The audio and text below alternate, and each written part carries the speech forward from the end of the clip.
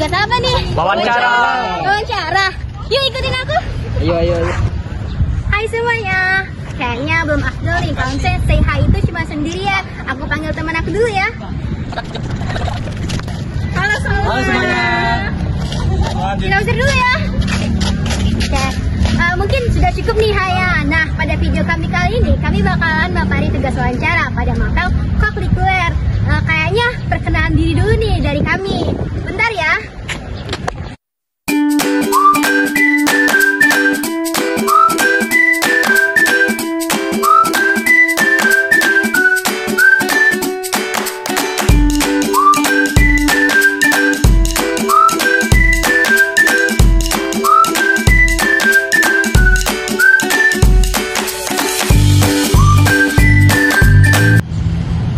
Udah kenal semua nih siapa nama rekan-rekan saya. Saya panggil sekali lagi ya sebelum menonton video wawancara kami. 1, 2, 3. Selamat menyaksikan.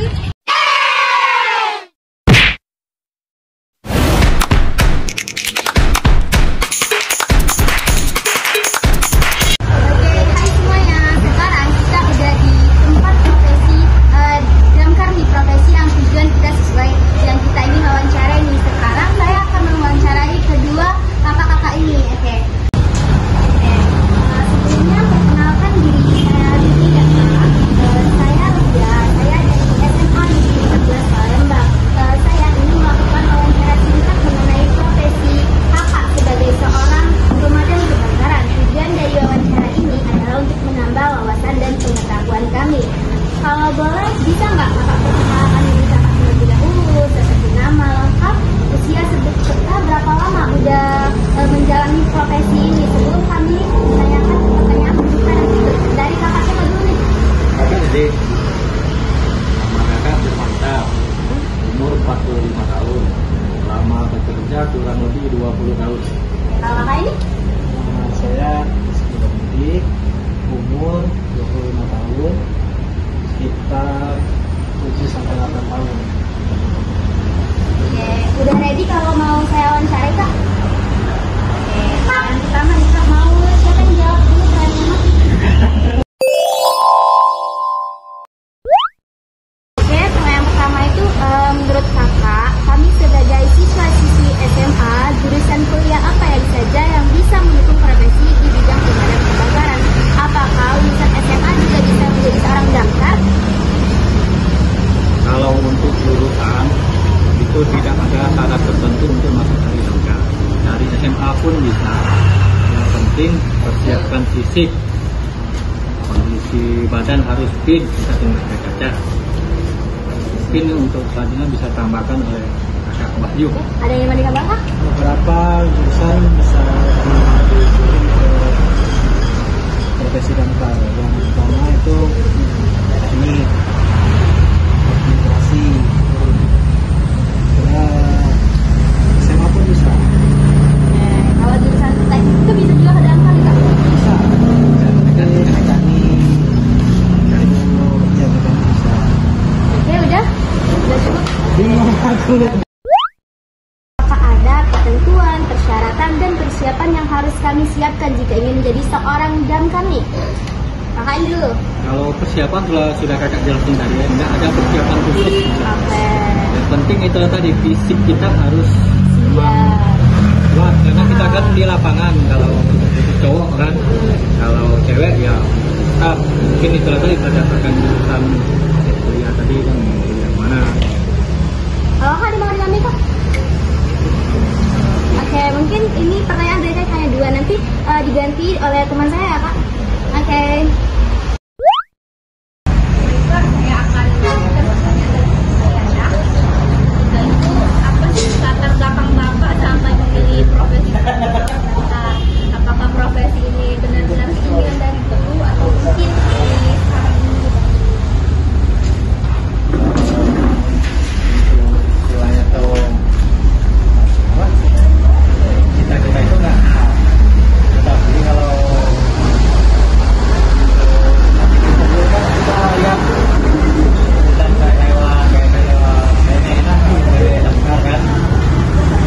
yang lebih jelasnya itu karena panggilan jiwa, karena ada mana itu sama.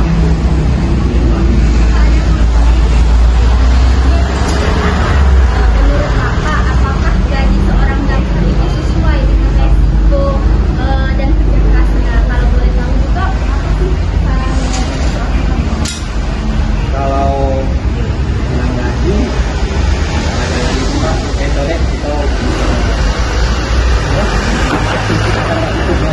tergantung kita.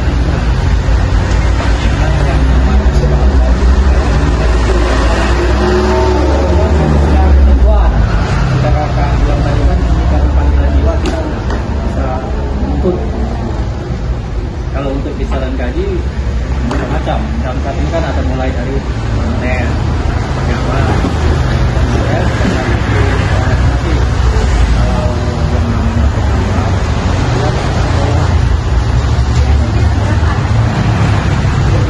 berbeda-beda. Kita nanti mau jelasin tiap daerah itu berbeda. Ada yang 1/4, ada yang di bawah 1/4, tergantung daerah masing-masing. Tapi kalau yang namanya pegawai, golongan sama rata.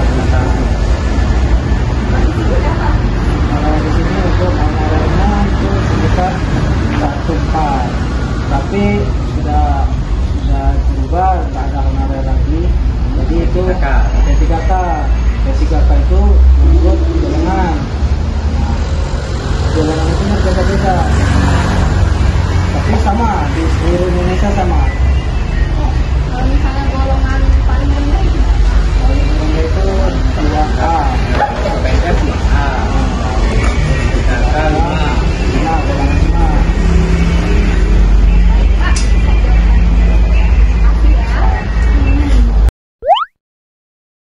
Nama saya Erjan Perdana. Saya akan melanjutkan soal teman saya, yaitu Selfie.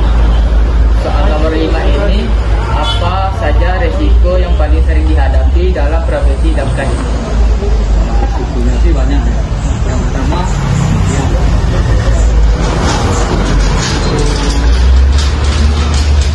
macam-macam risikonya. Yang bisa ditimbulkan bisa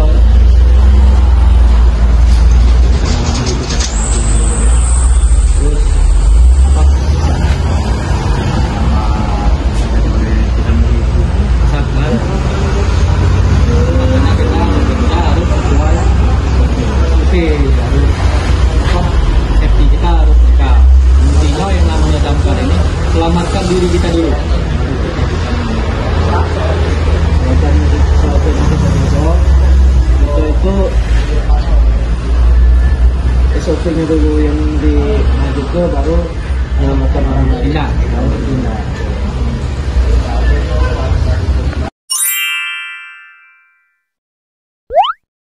Untuk soal yang berikutnya ini pertanyaan tertutup.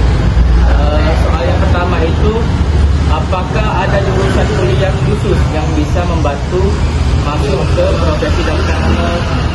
Iya. Saya Muhammad Aditya akan melanjutkan pertanyaan dari teman saya yang bernama Johan. Apakah damkar mendapatkan asuransi khusus saat bertugas?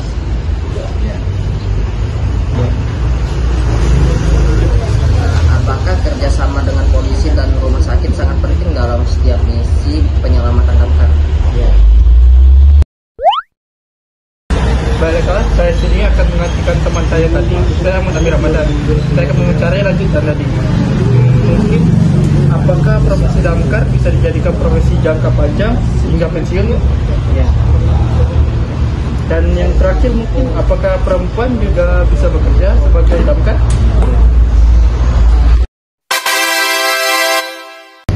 Oke guys, ini udah kita wawancara pada profesi damkar. Nah, sebelum kita penutupan dan melanjutkan ke profesi lainnya, aku panggil dulu ya teman-teman sama profesi damkar yang keren-keren ini.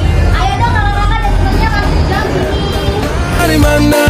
Aduh ada nona jangka lalu pasang gaya depan kakak. Nih, kakak boleh nggak sih ada yel-yel atau kata-kata ini kali ini? Boleh nggak yel-yel atau kata-kata?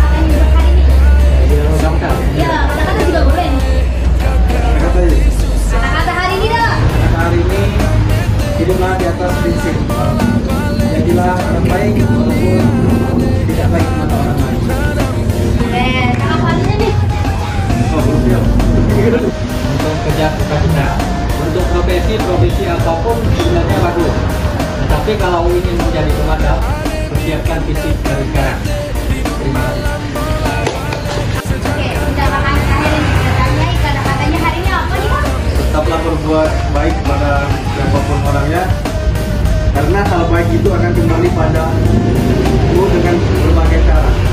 Keren banget nih, semangat ya. Radio mama, mama ini siapa punya anak? Masih kecil-kecil, sekarang balik Jawa makin cantik. Kau perfect sekali, asli bidan dari jatuh dari.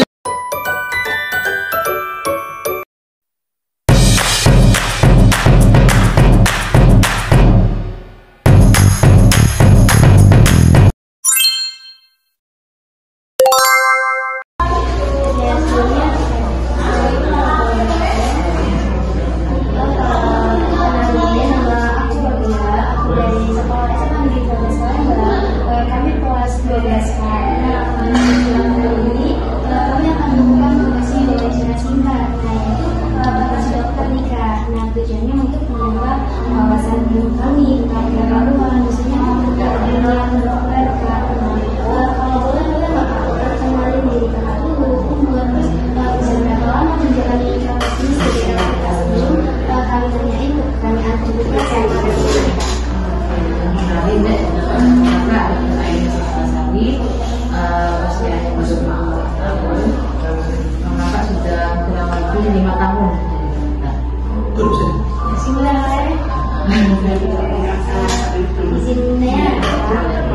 Izinnya apa sih Kak? Sebenarnya kalau jadi dokter cita-cita umum anak kecil kan. Alhamdulillahnya sampai besar memang tetap kekeh menjadi dokter. Yang mungkin dari kecil waktu SD sudah punya dokter kecil, jadi sudah punya pengalaman, terus makin besar pengen aja karena soalnya kita punya dorongan motivasi orang tua kita sakit nih, jadi kita pengen nanti kalau bisa nanti kita ketika kita jadi dokter kita bisa nolongin orang tua kita yang sakit. Dan juga sikap itu benar ya. Itu juga orang harus jadi dokter karena nggak terlalu dari keluarga yang dari yang kedua Kak. Kakak jurusan pendidikan apa yang paling didukung dalam menjalani profesi dokter ini? Terus juga apakah seorang siswi SMA itu bisa langsung jadi dokter atau apa? Kalau jadi dokter itu yang jelas kalau zaman kakak itu ada IPA IPS masih ya sekarang. Iya, Oh nggak lagi ya sekarang. ada kurikulum mereka. Kalau kakak dulu kalau dari IPS nggak bisa deh karena jadi dia harus IPA dulu, lalu nanti nilainya baru bisa masuk ekstra. Tapi kalau dari IPS nggak bisa jadi tetap harus IPA. Kalau jurusannya sekarang ini kan dimana kami ini sistemnya kayak kuliah, kami juga jadi masalah pelajaran yang kayak contohnya kesehatan kita apalagi ada biologi, matematika dan kimia, sama psikologi. Nah itu kami harus pilih mata kuliah dua pilihan yang akan menjadi jurusan kami. Nah itu bakalan jurusan itu sebenarnya biologi sama psikologi itu disuruh ngambil kedokteran karena disuruh dari IPS. Kemungkinan kalau misalnya nggak diterima di dokter bisa jadi IPS psikologi itu. Nah jadi jurusannya itu apa? Kalau lebih spesifiknya lebih ke biologi, kimia, fisika. Tiga ini kalau diprioritaskan. Karena dalam untuk lanjut kita ke kuliah itu bakal nyangkut nih ketiga ini. Tapi yang paling banyak yang langsung biologi, kimia, fisika itu ada tapi nggak terlalu banyak. Lagi matematika juga nggak terlalu banyak kayak. Pertanyaan ketiga ya Pak, apa tantangan terbesar yang pernah Pak hadapi dalam perjalanan mencapai profesi jadi dokter di perjalanan awalnya apakah ada sedih, senang, Kalau keterima, alhamdulillah kemarin keterimanya sih jalurnya undangan. Kalau zaman kakak itu SNPTN sebutannya, jadi jalur undangan tanpa tes. Jadi untuk awal masuknya tuh kita belum ada rintangan kayak orang yang tes kan, cuman kita mempertahankan nilai kita biar bagus waktu SMA. Ketika lagi kita kuliah sih sebenarnya kakak tuh awalnya nggak mikir kuliah FK ini bakal lama, nggak kayak kita teman-teman kita yang lain. Kalau teman-teman kita yang lain mereka sudah selesai, kita itu masih kuliah pasti. Nah itu sih yang nggak terpikir. Jadi udah ketika kita jalani ternyata itu lama. Akhirnya ya kita ngeliat teman, oh udah pada nikah nih, udah pada kerja, sedangkan kita tetap masih berjuang di kuliah tetap, karena perjalanan jadi dokter itu kurang lebih kalau itu lancar ya, kuliahnya itu 3,5 tahun, terus bilang sama koasnya itu 2 tahun, lanjut lagi internship. Jadi kurang lebih kalau itu lancar semua dan penempatan itu 6 tahun setengah. Lama juga. Nggak mudah.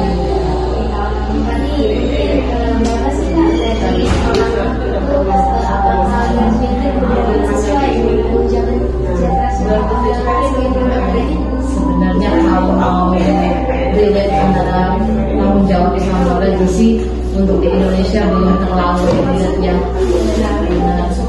Karena perjalanan jadi dokter itu kurang lebih kalau itu lancar ya, kuliahnya itu 3,5 tahun, terus bilang sama koasnya itu 2 tahun, lanjut lagi internship. Jadi kurang lebih kalau itu lancar semua dan penempatan itu 6 tahun setengah.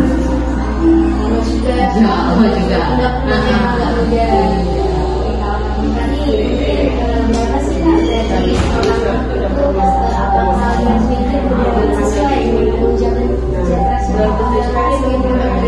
Sebenarnya kalau mau relate antara tanggung jawab sama revisi untuk di Indonesia belum terlalu relate ya. Karena kalau kita bandingin sama luar negeri yang memang negara yang sudah revisi, di sana memang gaji dokter memang kita. Kalau di sini kita paling 5 sampai 10 tahun dari puskesmas sendiri ya. Cuman kalau untuk di luar kayak paling kalau orang mau yang besar itu dia milih ke klinik besar. Nah itu lumayan sekedar gitu. Kalau kita kayak di fase pertama sampai 2 juta. Kemudian nggak sih kalau misalnya dokter kecantikan kesalahan operasi betul aja? Nggak operasi deh. Nggak operasi. Wajar karena tindakannya itu risiko berbeda sama kita yang mengobati pasien sakit. Dan itu karena yang datang ke sana itu pasien sehat yang ingin penampilannya lebih baik. Jadi harga kita pelatihannya, harga kita buat bahan-bahan untuk kita nyuntik, untuk kita segala macam itu kan memang modalnya besar. Jadi wajar kalau harganya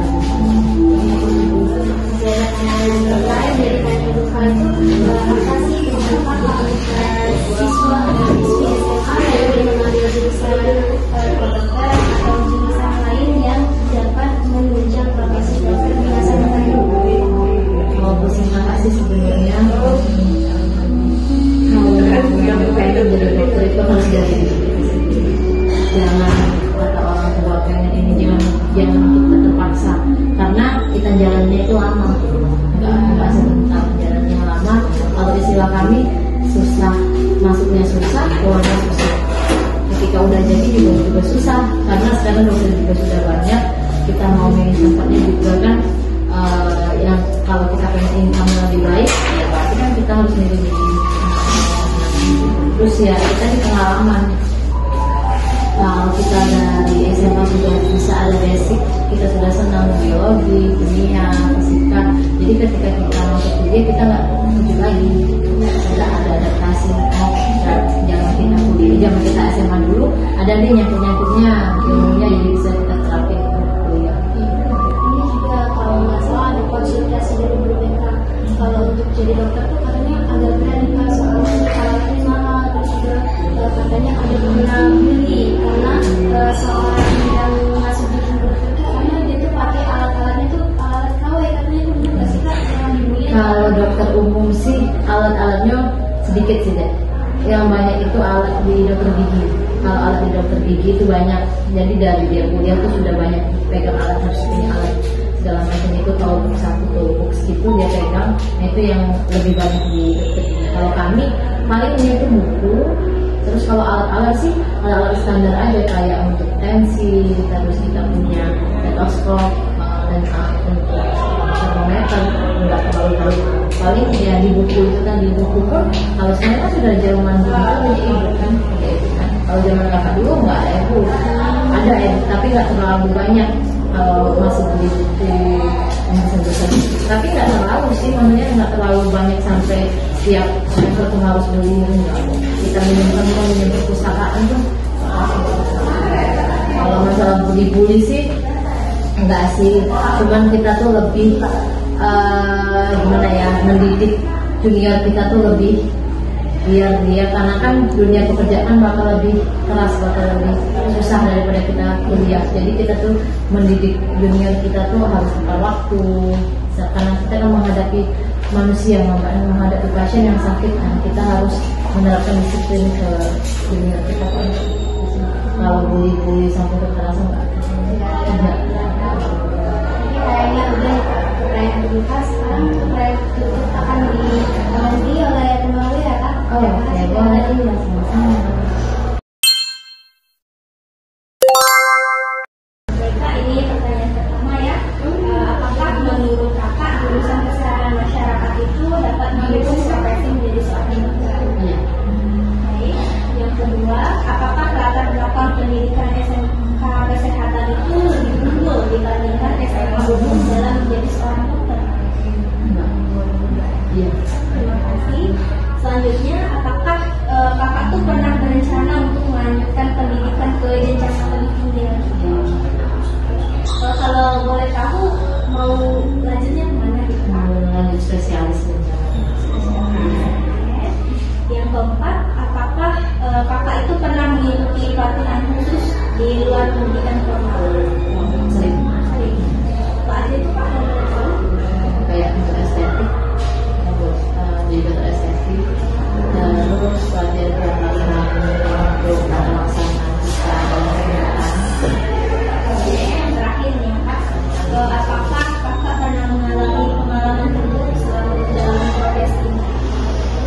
pasti pernah sih, lebih ke pada saat kita menghadapi pasien. Tadi kan setelah itu jadi pelajaran kita, bagaimana kita sering menghadapi pasien. Terima kasih ya Kak, atas wawancara.